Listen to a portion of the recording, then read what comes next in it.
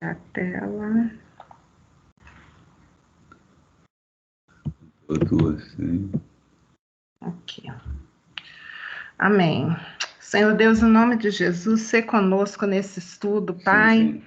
O estudo da Tua palavra, Senhor, que o Senhor possa estar trabalhando em nós, Senhor Deus, porque vamos estudar. Necessitamos, Senhor Deus, da ajuda do Teu Espírito conosco para fazer, abrir a nossa mente, abrir o nosso entendimento, Senhor, falar daquilo que necessitamos saber nesse momento, Pai. Em nome de Jesus, ser conosco, ser com cada um, Senhor Deus, que estiver aqui e que for ver mais tarde, Senhor Deus. Que o Senhor possa estar consolando, que o Senhor possa estar restaurando, que o Senhor possa estar curando, Pai. É a nossa oração em nome de Jesus. Amém. Glória a Deus.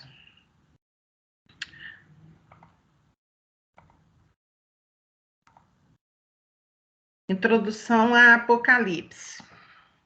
Eu coloquei aqui embaixo revelação para trazer consolo em meia turbulência. Significado da palavra Apocalipse é revelação. E a gente fica assim pensando, porque o termo apocalipse, apocalíptico, sempre é usado fora do contexto bíblico, é usado a tragédia, né? Isso, relacionado à tragédia. A mais o quê? Tragédia. Infortúnio. E na realidade, quando a gente vai parar a Bíblia, não é assim. Não é assim. Na realidade, quando o anjo ali representando Jesus chega para João, ele fala exatamente a respeito do propósito, ali no capítulo 1, logo. No propósito daquela revelação ser dada, que é para consolar, que é para trazer conforto ao povo de Deus. Então, a gente, para estudar Apocalipse, é claro que em Apocalipse vai aparecer tragédia, turbulência, mas a gente tem que procurar entender qual o propósito de Deus em fazer com que João escreva essas revelações, né? O que, aonde Deus quer chegar? Será que é só para mostrar a tragédia, o final dos tempos? Não só isso, né? Mas é para deixar uma mensagem de consolo. E aí eu coloquei, o livro de Apocalipse é um livro sobre Jesus e a sua igreja. Então, é uma história. A gente vai ver no livro de Apocalipse também um pouco já do passado, do que aconteceu, né, ali naquele tempo ali em que João está escrevendo, e vai contar a história da igreja e do povo de Deus, né? O povo que Deus escolheu, o povo de Israel, né? Os judeus, e vai contar a história da igreja. A igreja é um povo que aceitou a Jesus como Senhor e Salvador. A gente tem falado sobre isso. Então, o livro de Apocalipse vai focar no povo de Deus, né, o povo que Deus escolheu, Israel, judeu, e vai focar na igreja. Então, a gente precisa tá sabendo a quem se dirige essa revelação. Ela é feita também, é utilizada ali por João, muitos sinais, candeeiro, selo, trombeta, taças, números, são muitos símbolos que são usados nesse livro. E a gente precisa tentar chegar o mais próximo do que João estava vendo. A gente tem que entender que é um profeta tendo uma visão e escrevendo sobre essa visão. A gente precisa se colocar no lugar de João, receber uma visão, que é quase como se fosse um sonho. Quando a gente tem um sonho e vai contar, a gente geralmente fala assim, eu não sei te explicar como mas é como se fosse, né? E João, ele estava vendo lá no início da história, lá, né, nos anos 95, 96, ele estava vendo coisas que ainda estão por acontecer. Então, muitas coisas do que ele viu, ele não sabia o que era, né? A gente vai ver ele falando de como se fossem gafanhotos vindo, fazendo barulho, né? A gente hoje, né, sabe que ele estava se referindo a um helicóptero, né, um avião de guerra, mas lá no ano 90, a partir dos anos 90 ali, né, como é que ele falaria de um helicóptero, né? Ele fala do que mais se aproxima. O gafanhoto, né, tem aquela parte perto ali da cabeça mais gordinho, né? O rabo é mais fininho, né? Então, a gente precisa também sempre ler o que João está falando, que foi a visão que ele teve, mas pensar que está sendo descrita uma visão. Então, às vezes as pessoas falam assim, mas é literal, é literal dentro da possibilidade, né, do possível de uma pessoa transcrevendo uma visão lá no início, né, nos anos 90. A gente sabe que hoje as coisas estão acontecendo tão rápido. Eu estava conversando com a Adalberta a respeito das novas invenções, né? A gente, uns 30 anos atrás, como a gente falaria de um celular, né? Como descreveria o celular hoje, né? Mandando mensagem, sendo praticamente um computador ambulante, né? Como se tivesse passado para a gente lá atrás, 40 anos, 50 anos atrás, a gente tivesse uma visão, como é que a gente explicaria? Qual a linguagem que a gente usaria? Então, a gente precisa pensar em João descrevendo algo que ele está vendo sobre um futuro. Hoje, um cometa, né? Uma estrela cadente, a gente olha assim e de repente, será um disco voador? Mas naquele tempo, né? É só estrela cadente mesmo. Não tinha como viajar na maneira. Pode ser um foguete aí da Rússia, um Satélite. míssil, Hoje, às vezes, as satélite. pessoas falam assim, é um desvoador, quando vai ver, é um satélite, Então, hoje o né? céu está cheio de artifício. E nessa época aí, alguma coisa parecida com um escorpião, com a lavadeira, com qualquer coisa. Hoje você vai falar assim, veio um troço assim, igual uma lavadeira ali, fazendo barulho. Gente, um helicóptero, só pode ser. Mas naquele Mas tempo não ele dava. não tinha a palavra helicóptero, nem objeto helicóptero para falar, né? Avião, né? Então ele vai procurar descrever o mais próximo do que ele está vendo. Então, sempre que a gente vai ler esse livro, que é um livro de revelação, de coisas que estão por acontecer, a gente precisa se colocar no lugar do João e tentar entender o que é que ele está descrevendo. O que ele está descrevendo pode surgir para você algo e para mim eu pensar em outra coisa. Mas a essência da mensagem, ela é única, ela não muda. Agora, a maneira de encarar essa mensagem, ela tem várias divisões que a gente vai conhecer hoje, né? Então, o Apocalipse mostra que a igreja e a história estão sob o controle de Jesus Cristo, que a história não caminha para um caos. Porque, às vezes a gente pensa assim, meu Deus, o mundo vai ser destruído. Hoje mesmo estava ouvindo que um cara aí, ele estudando, usou o supercomputador, né, para calcular, acabou calculando quanto tempo tem essa humanidade, em qual momento que vai ser destruído. Então, ele falou de 40 a 70 anos, né? Ele deu um prazo final, assim. Só que em Apocalipse a gente percebe que o final para os de Deus não é caos, não é destruição. Tem um final glorioso apontando. E como nós cremos que Deus é verdadeiro, que Deus é fiel à sua palavra, então nós confiamos que Deus tem um final glorioso para todos os seus. E nisso é que nós vamos continuar a nos apoiar no que diz a palavra de Deus.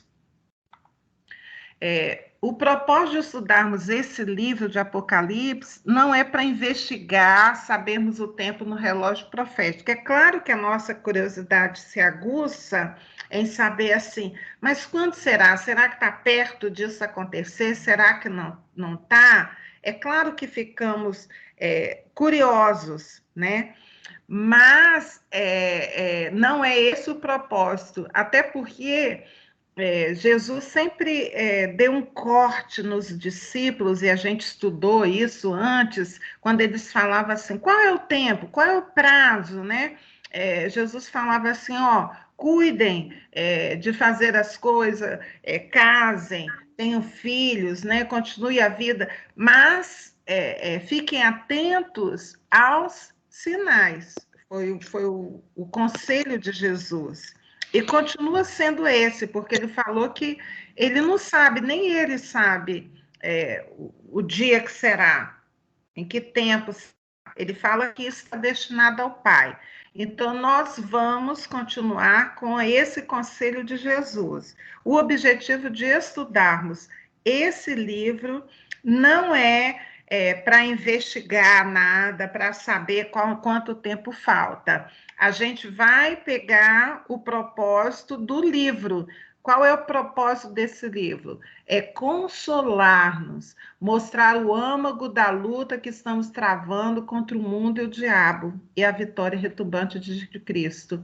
Então, o propósito desse livro é para a gente saber que estamos protegidos debaixo da mão do Senhor, que há uma luta, né? Há uma luta contra os princípios de Deus, mas ao final nos prometidos a vitória em Cristo. Esse é o propósito do livro, e é debaixo desse propósito que a gente vai estudar o livro. O estudo de Apocalipse deve nos incentivar à santidade, encorajamento no sofrimento, adorar aquele que está no trono. Em 1 Coríntios 15, 25, lê para a gente, Alberto, por favor. Porque convém que ele reine até que haja posto todos os inimigos debaixo dos pés. Então, tem um prazo aí. Paulo está falando aos Coríntios que Jesus convém que ele reine até que ponha todos os seus inimigos debaixo dos seus pés. Então, esse é o futuro. E isso ainda, os inimigos todos já foram colocados debaixo dos pés? Ainda não. Mas há uma promessa no livro de Apocalipse que vai chegar um dia em que isso vai acontecer. Então, essa é a nossa esperança, e nisso vivemos. Em 2 Pedro 3,12, também há uma outra palavra. Esperando e apressando a vinda do dia de Deus, por causa do qual os céus incendiados serão desfeitos e os elementos abrasados se derreterão. Isso. Então, a gente já sabe lá, o apóstolo Pedro já falando que os céus, né, vão se derreter. Então, a gente sabe que algo vai acontecer nesse mundo em que conhecemos e que chamamos de terra, né? Mas sabemos que Jesus está lá no final tendo a vitória sobre todo inimigo.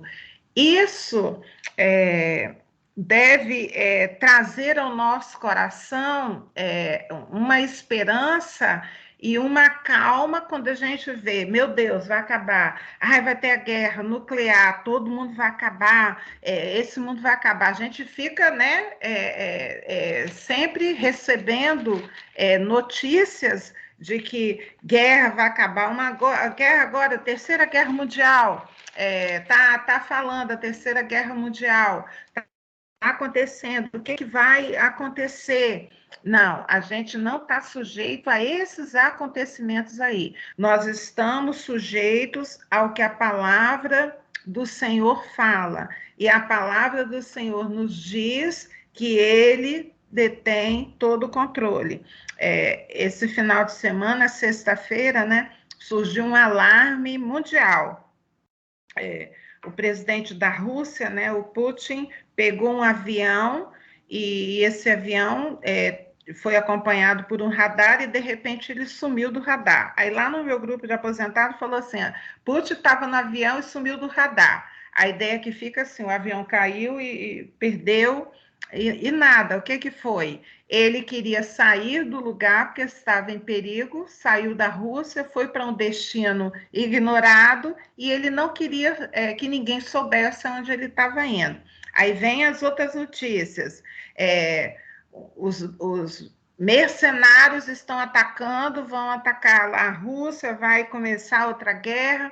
Aí depois a gente viu que nada disso, foi um alarme falso. O mercenário que estava indo contra a Rússia desistiu, voltou atrás. Então a gente fica assim, se a gente não tem a palavra de Deus para nos nortear, esses acontecimentos aí, eles tiram a nossa paz e o nosso equilíbrio.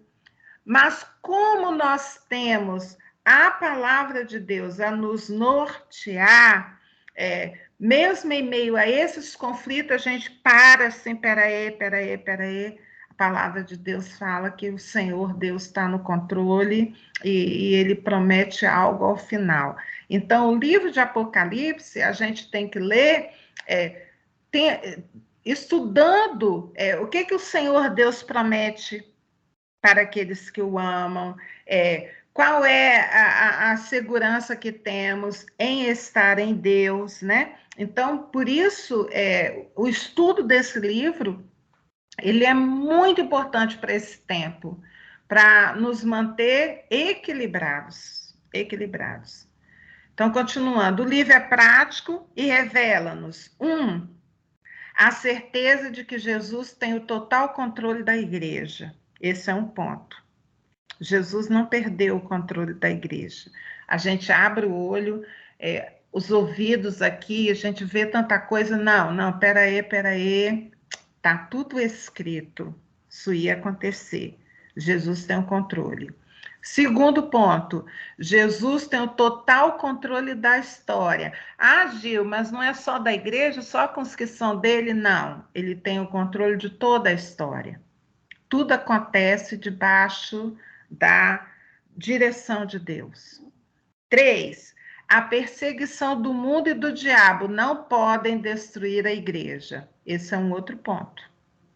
4, os inimigos que perseguem a igreja serão vencidos. Eles vão ser vencidos. A gente olha assim e fala, não tem solução, isso não vai acabar, estamos perdendo. Não, o livro de Apocalipse fala que venceremos. 5, os inimigos de Cristo terão que enfrentar o juízo de Deus ao mesmo tempo que a igreja desfrutará da bem-aventurança eterna. Essa é uma promessa que está contida no livro de Apocalipse. Por isso que a gente precisa conhecer essas promessas. Conhecendo essas promessas, conhecendo o que Deus está reservando para o final, a gente consegue hoje saber, ouvir as notícias, mas não viver de acordo com as notícias que estamos ouvindo. A gente passa a viver de acordo com o que a palavra de Deus fala a respeito do fim. O o autor do livro é o apóstolo João, né? João escreveu esse livro, e o lugar que ele recebeu essa visão está na ilha de Patmos. Eu peguei um vídeo aqui pequenininho do pastor Luiz Saião, vou passar agora.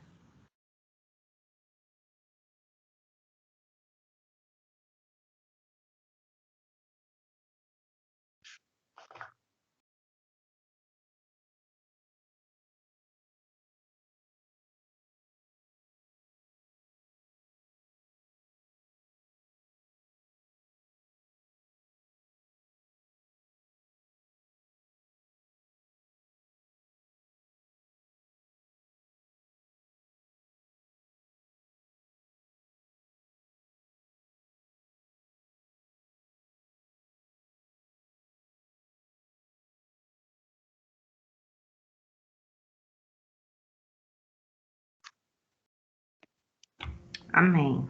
Então, a gente sabe que João recebeu nessa ilha aí. A ilha de Patmos, ela está localizada na Grécia. Continuando.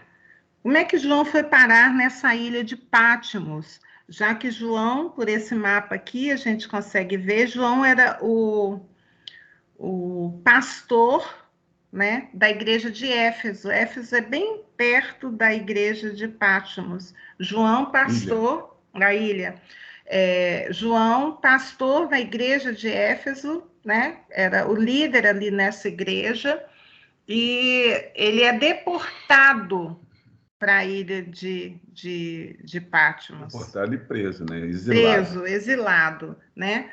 Pelo imperador Domiciano, perseguidor da igreja. Ele recebeu essa revelação de Apocalipse por volta do ano 95 depois de Cristo. Então, o que estava acontecendo nessa época? A gente precisa saber. Aqui tem as igrejas, né?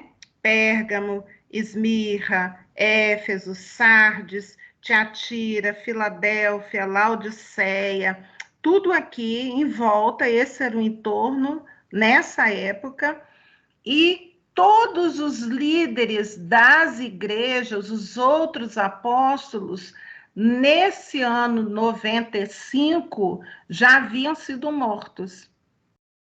E mortos não porque estavam na velhice, mortos porque ficaram doentes, não. Foram assassinados. Dos perseguidores da igreja. Pelos perseguidores. Começou no período de Nero, né? Mas esse imperador Domiciano, que veio após Nero, ele ainda conseguiu ser mais sanguinário em relação aos cristãos. Ele se autodenominou como Deus. Então, ele perseguia mesmo os cristãos. Então, ele é deportado, exilado na ilha de Patmos. E ele fica lá, sozinho. E lá ele recebe essa revelação.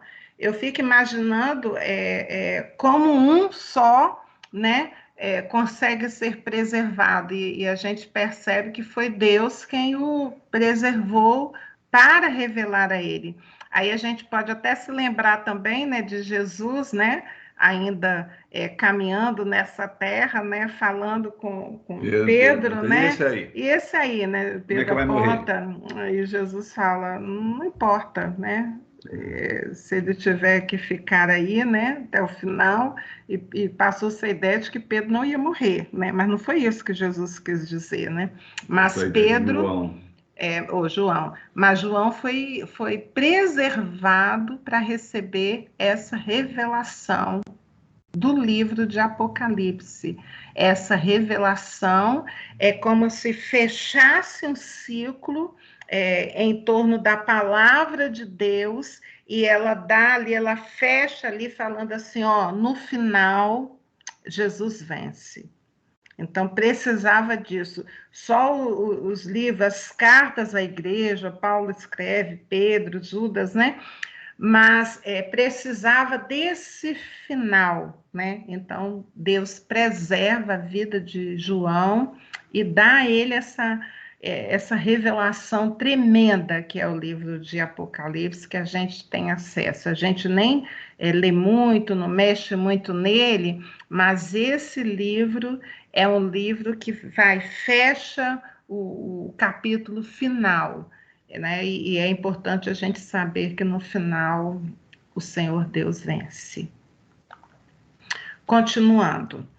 Para estudar o livro de Apocalipse, a gente encontra, quando a gente vai estudar, quem estuda o livro de Apocalipse, a gente encontra 4 estilos de interpretação. Esses 4 estilos, eles têm os defensores, em cada estilo desse tem defensores, e às vezes são defensores bravos, assim, né? Eles estão aí. Eu tenho um estilo para interpretar o livro de Apocalipse, mas eu não posso, que é uma linha, uma linha que há uma sequência, mas eu não posso ficar aqui, estudo do livro de Apocalipse, e eu passar só a minha linha de interpretação. Eu preciso também expor aqui as outras linhas, para que cada um escolha a sua preferência. Mas o veio principal, ele não é diferente nenhuma dessas linhas. Ao final, Jesus vence, né? Então, isso aqui é importante, mas eu tenho a minha linha. O primeiro estilo, né, de interpretação do livro Apocalipse, ele é chamado de preterista. O que é preterista? O preterista são os que seguem essa linha, são chamados de os preteristas. Eles creem que o livro de Apocalipse é um livro que conta a história que já aconteceu. Tudo que está escrito ali, os selos, as trombetas, a destruição do templo, tudo já aconteceu. Então, nada do que está ali está por acontecer. E esse é a linha do preterista. Tem a linha do historicista, que diz que as revelações que vão acontecendo no livro de Apocalipse, elas vão se cumprir até a segunda vinda de Cristo. Então, Jesus Cristo voltando, pronto, acabou. E essa é uma linha também de estudar o livro de Apocalipse. Acabou na segunda vinda. Na segunda vinda, não tem mais. Aí acaba tudo. Acaba ali. Jesus voltou, pronto, acabou a história, né? É porque se voltou, Jesus já veio uma vez, né? E essa segunda aí é depois que ele busca a igreja e volta para reinar. E volta. Então, acaba tem que ali. explicar. E a divergência de cada linha de raciocínio aqui, a questão é só de tempo. De tempo. É só, o resto tudo bate. Bate na sequência, até porque não tem como não bater, porque está escrito assim claramente. Tá escrito, a parte que está escrito claramente não tem como tirar.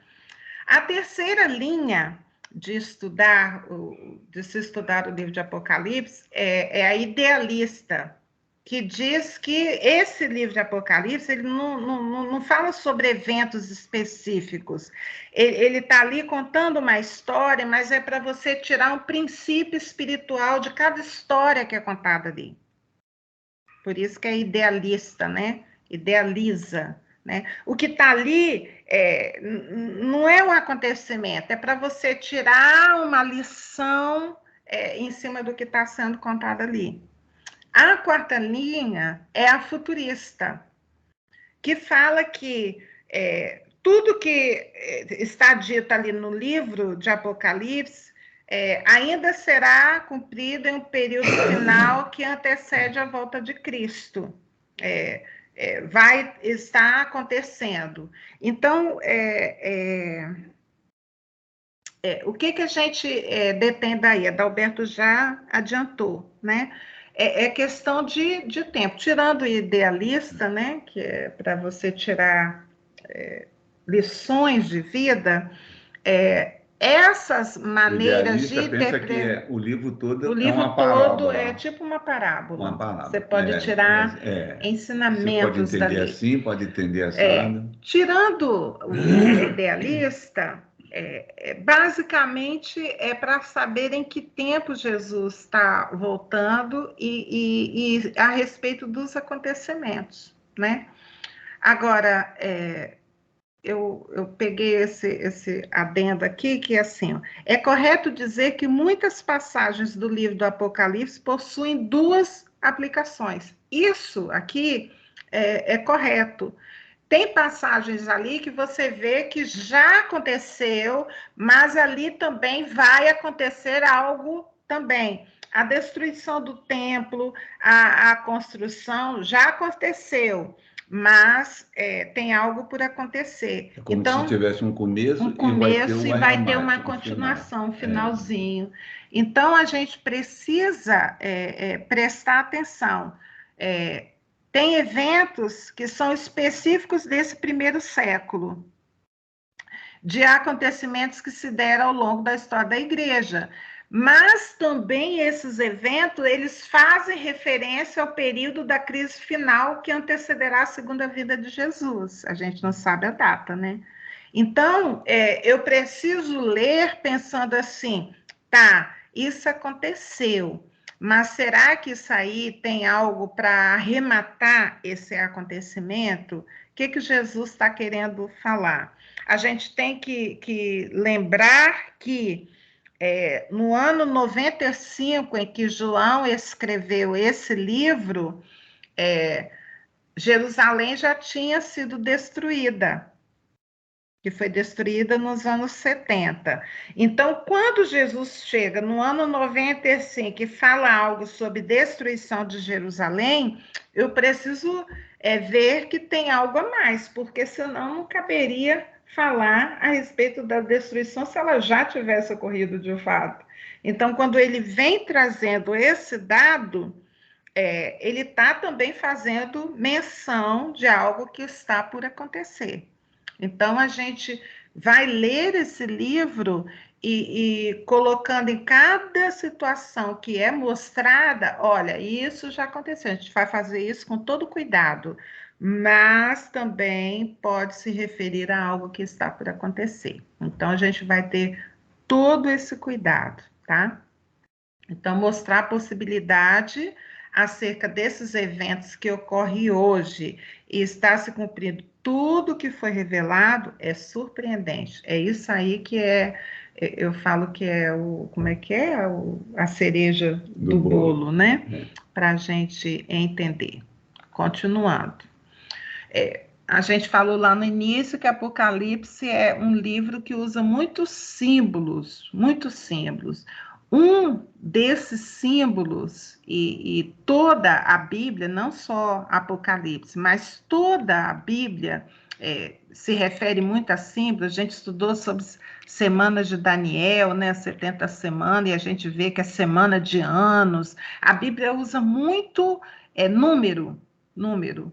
Então, aqui tem um resumão do valor simbólico desses números. Eles vão aparecer lá no livro de Apocalipse, mas também eles já apareceram antes na Bíblia, né? O número 1, por exemplo, é unidade, né?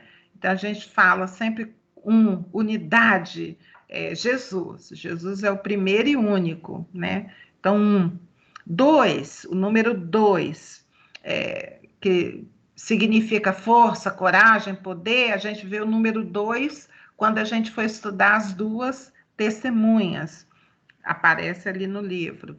3, sempre quando fala em 3, geralmente se refere às 3 pessoas da Trindade, Deus, Jesus e Espírito Santo. Mas também no livro de Apocalipse a gente pode entender como dimensão, altura, comprimento e profundidade. Então a gente vai ver isso de acordo com o versículo, né? 4, 4 se refere a coisas do mundo. Sempre quando o número 4 aparece na Bíblia, é sempre referente a coisas do mundo. No livro de Apocalipse, esse número 4 vai aparecer. 4 anjos, 4 ventos, 4 seres viventes, os 4 cavaleiros. A gente vai ver esse número lá. O 5 é a metade do número 10, que 10 é a totalidade. A gente vai ver mais quando chegar no 10. O número 6 fala do número incompleto, o número incompleto. Sempre falta.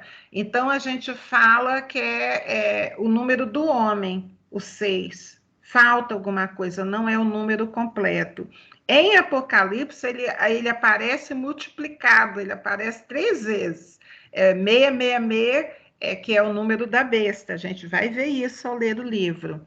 7, sempre quando aparece algo relacionado na Bíblia, aparece o número 7, significa perfeição, é um número completo. Na Bíblia, a gente fala que 7 é o número de Deus. E no livro Apocalipse aparece o 7 várias vezes. São 7 castiçais, são 7 estrelas, são 7 cartas, são 7 igrejas, 7 selos, 7 trombetas, 7 taças. Então, a gente vai ver que ali se completa toda a mensagem quando for cada um desses mencionados ali. 10 é a totalidade, plenitude. Mas o 10 aparece em Apocalipse como os 10 chifres e os 10 reis. A gente vai ver isso. 12 é a totalidade, especialmente do povo de Deus. A gente sabe que 12 é um número que Deus dividiu o povo que ele escolheu para si, que é Israel. Então, Israel, desde o começo, o Senhor Deus mandou separar 12 pedras, 12 povos. Então, o Senhor faz referência sempre a Israel. E no livro de Apocalipse aparecem as 12 tribos, os 12 portas, 12 pérolas, 12 anjos, aparece ali. E 1000, totalidade ou plenitude. A gente vê esse número 1000 em Apocalipse, 10 vezes 10 vezes 10, aparece assim. E 144.000 é o número completo do povo de Deus, vai aparecer lá. E tinha 144.000 lá. A gente sabe que 144.000 chega 12 vezes 12 vezes 10 vezes 10 vezes 10, vai chegar lá. Aparece um outro número também em Apocalipse. 3 anos e meio, a gente já viu lá na semana de Daniel, né, 70 semanas, 3 anos e meio, a gente vai ver 42 meses, 1.260 dias, a gente vai ver uma menção assim, um tempo, 2 tempos e metade de um tempo, aí a gente sabe que é 1 ano, 1.000 anos, 2.000 anos e metade de um tempo, né? Metade de um tempo. Então, a gente vai ver essas coisas ali e vai tentar chegar. A gente vai fechar todo o assunto nesse estudo? Não, impossível fechar. Fechar, impossível. Para estudar isso, eu vou me apegar ao estudo de quem? Quem que eu estou me apoiando, pegando, lendo? Eu estou vendo o Luiz Saião, que foi aquele pastor ali que falou sobre a ilha de Creta. Eu estou me apegando aos estudos dele. Eu estou me apegando ao Russell Shedd, né? Também, né? Embasado nele. Luciano Subirá. Estou me apoiando também no pastor Lamartine Pozella e na Naira Pedrini. Esses são os que eu estou me apegando. Tem um pastor lá de Fortaleza que eu vou faltar falar o nome dele, mas no próximo eu prometo falar que eu esqueci o nome dele. Eu tenho ouvido muitas pregações. É um pastor que estuda escatologia, que é essa ciência, né, do final do tempo também. Ele gosta desse assunto. Esses todos que eu citei, todos gostam de estudar, se dedicam a esse estudo, por isso eu me sinto bem apoiada, bem embasada ao buscar conhecimento de quem passa uma vida inteira estudando esse assunto. Observações gerais. Antes da gente pegar Apocalipse 1. Devemos nos lembrar de alguns princípios gerais que nos ajudarão a entender sua mensagem. Apocalipse é um livro de profecia. Profecia. O que é profecia? É algo revelado pelo Senhor. Então, a gente vai entrar no estudo de um livro que é diferente dos livros anteriores que a gente vem estudando. O que são os livros que a gente vem estudando? É mais uma narrativa histórica. Isso aconteceu, os evangelhos foi assim, né? Contou a história do tempo de Jesus aqui na Terra, o que ele fez, o que ele falou, é um livro. Depois vem Atos, que conta a história da igreja, o início da igreja. Depois vem as cartas, né? A carta dedicada para uma igreja, para uma pessoa, tudo, e aí vai passando ensinamentos, doutrinas para aquele povo formar, né, a igreja, baseado em que vai formar, o que é importante frisar para o crescimento da igreja, do irmão ali naquela igreja, o que deve ter na igreja, o que não deve ter. Então, até aqui nós estudamos livros mais que a gente, tipo, segura, né, pautável, assim, né, de acontecimento. Agora nós vamos entrar no livro que é único. Ele se trata de uma profecia. Foi uma visão dada a João. Então, nós temos que pensar nisso. É um livro diferente dos outros que a gente tem estudado. Ele vai contar uma história, mas é uma história recebida por uma visão, né? Então, eu tenho que entender até a linguagem que João está falando, o que ele está tentando dizer, o que é que ele viu isso, foi mostrado para ele, os olhos dele estavam vendo, mas o que será que ele realmente estava vendo? Ele falou que é isso aqui, mas o que seria isso que ele estaria dizendo? Porque ele está lá, né, no século I, né, da nossa história, e ele está escrevendo algo que ele recebeu como visão. Ele não viveu isso, mas ele recebeu uma visão e escreveu. Então, eu preciso lembrar disso. É um livro diferente de todos que a gente estudou, mas ele está lá na Bíblia. É o último livro da Bíblia.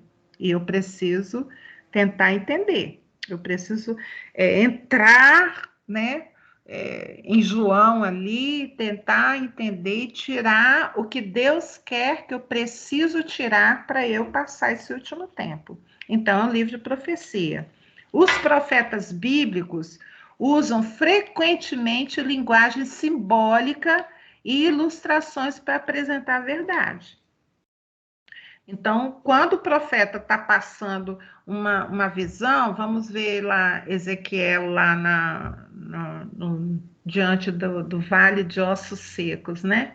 Ele vê um exército lá, os ossos secos, e o Senhor fala para ele, profetiza para esses ossos.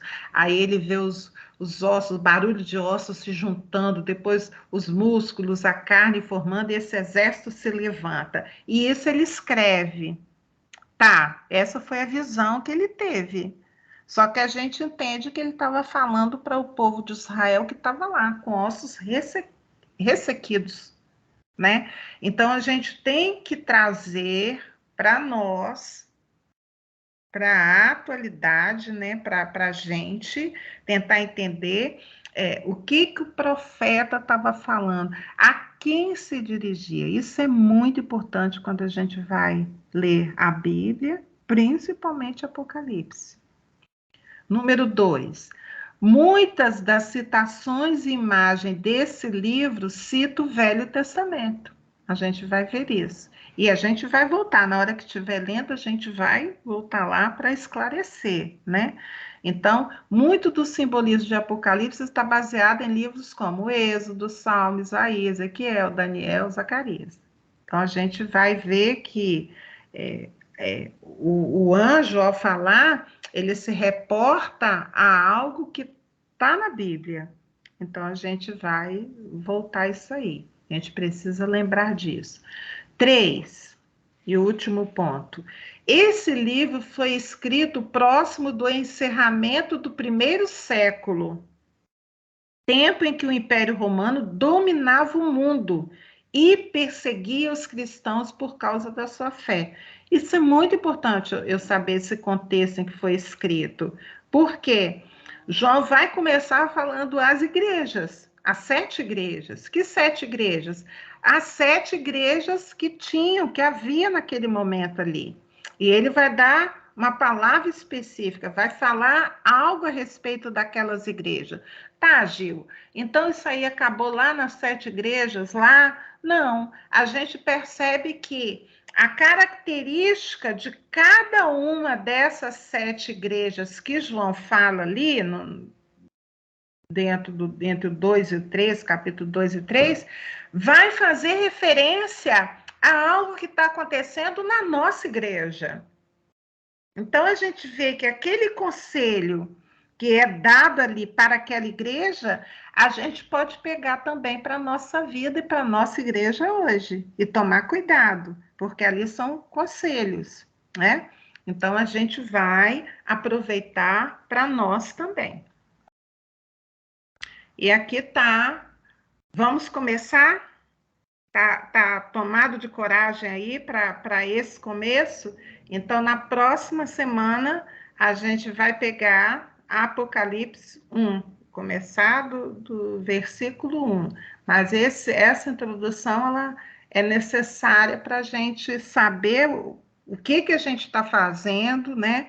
Onde é que a gente está entrando, qual era o contexto ali que estava acontecendo, isso tudo para nossa mente ficar aberta diante desse livro. Amém. Senhor Deus, nós nos colocamos diante de Ti, Pai, e pedimos mesmo, Senhor Deus, que o Senhor nos ajude, ó Pai, a entender, Senhor Deus, os símbolos usados. Sabemos que cada palavra que está escrita nesse livro, Senhor Deus, não é somente uma palavra ali para preencher algo, Pai. Ela tem um significado e ela serve para nós hoje, para a nossa história hoje. Então, Senhor Deus, que o Senhor possa estar falando conosco a maneira hoje, o momento em que estamos vivendo, a dificuldade pela qual, Senhor Deus, os cristãos estão passando ao redor do mundo. Talvez aqui no Brasil, Senhor Deus, nós sejamos agraciados, ó Pai, porque a perseguição não é igual ao que os cristãos passam ao redor do mundo na igreja perseguida. Mas, Senhor Deus, nós precisamos, Senhor Deus, da Tua palavra para que a gente possa vencer a luta que está sendo travada nesse último tempo. Que a Tua palavra venha mesmo, ó Pai, como consolo, como restauração, Senhor Deus, como um ânimo novo, Senhor, para que a gente possa olhar tudo que acontece ao nosso redor, Senhor Deus, e sermos incentivados a perseverar até o fim, porque a Tua palavra tem promessas para aquele que persevera até o fim. Que sejamos nós, esses que perseveram até o fim, e ganham, Senhor Deus, como prêmio a coroa de vida, Senhor Deus, galardões que o Senhor tem guardado para esses que ficam fiéis até o fim. Que a gente possa também, Senhor Deus, nesse tempo, tá olhando a nossa volta, Senhor Deus, e vendo, Senhor Deus, incentivando irmãos a perseverarem, Senhor Deus, também até o fim, Pai. Em nome de Jesus, ser conosco, Pai, nesse tempo, Pai, em nome de Jesus. Amém. Glória a Deus.